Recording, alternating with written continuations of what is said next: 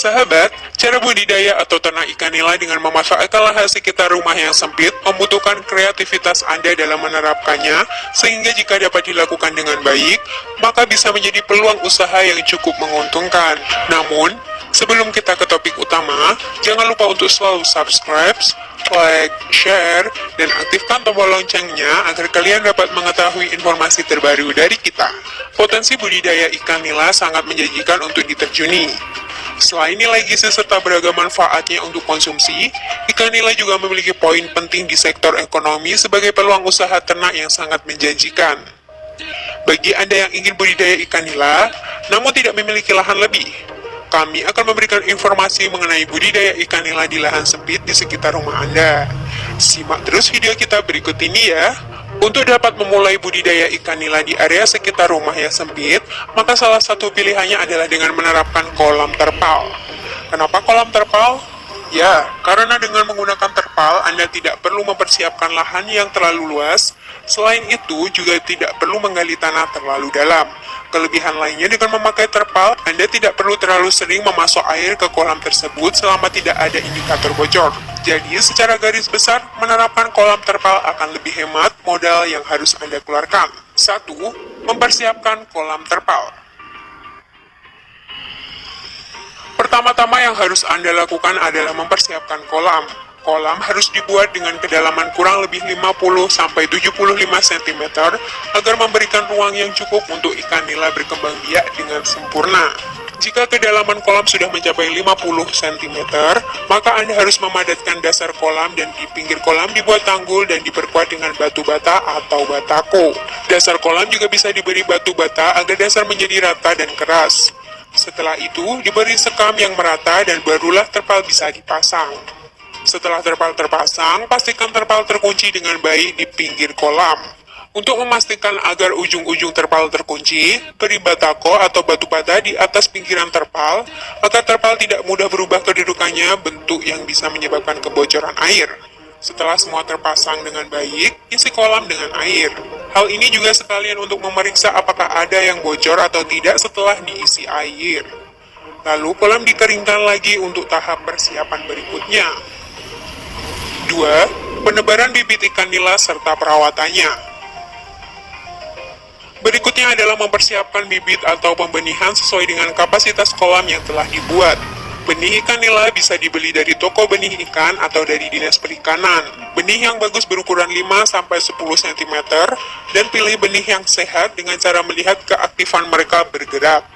Setelah kolam dikeringkan kembali, jangan lupa untuk memeriksa sistem pengisian air serta sistem pembuangan air dan diperkuat pinggiran kolam. Taburkan lapisan dasar kolam dengan kapur sebanyak 25 gram sampai 1 kg per meter persegi, dan juga diberikan pupuk kandang dengan ukuran setengah kilogram per meter persegi, barulah kolam kembali diisi dengan air. Biarkan atau endapkan air tergenang selama 5-7 hari sampai tumbuh plankton sebelum bibit ikan nila disebar. Sesuai petunjuk, cara ternak ikan nila adalah sebaiknya menentukan bibit yang dipilih tampak sehat dan aktif serta tidak terserang virus maupun bakteri. Setelah memasuki 5-7 hari, air kolam yang diendapkan, maka anakan nila sudah bisa disebar dengan kapasitas 5-10 ekor per meter persegi. Agar bibit ikan nila dapat tumbuh dengan cepat dan sehat, maka dibutuhkan suplai pakan yang baik.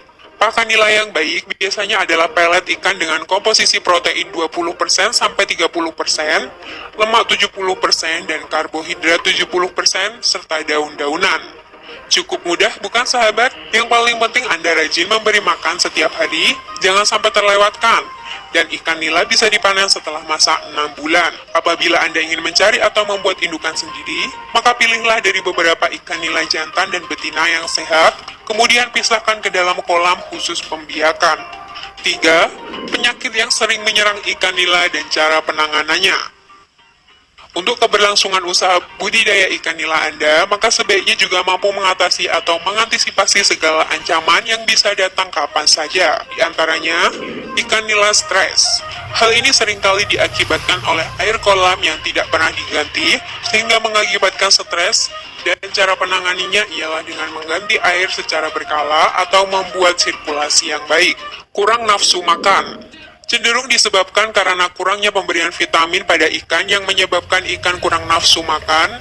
Dan cara penanganannya yaitu pemberian POC NASA dan harmonik. Terserang parasit.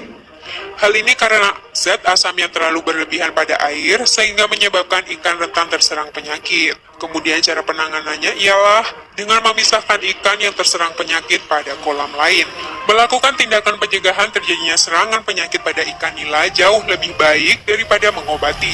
Berikut ini beberapa hal yang dapat dilakukan untuk mencegah timbulnya serangan berbagai jenis penyakit pada ikan nila.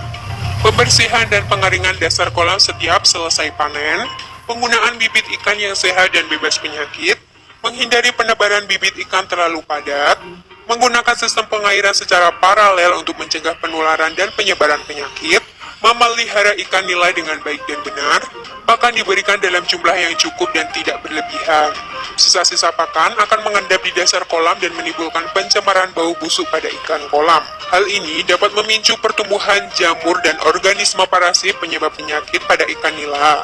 Selanjutnya, mengganti air kolam secara teratur. Selain dari beberapa organisme yang menjadi penyebab penyakit pada ikan nila di atas, timbulnya beragam penyakit juga dapat disebabkan oleh kualitas air yang kurang terjaga dengan baik. Nah, sahabat pedia, itulah tadi informasi mengenai budidaya ikan nila di lahan sempit sekitar rumah dengan cara mudah. Selamat mencoba ya sahabat, semoga berhasil. Terima kasih sudah menyaksikan channel kami. Jangan lupa untuk selalu subscribe dan aktifkan tombol loncengnya. Sampai jumpa di video berikutnya.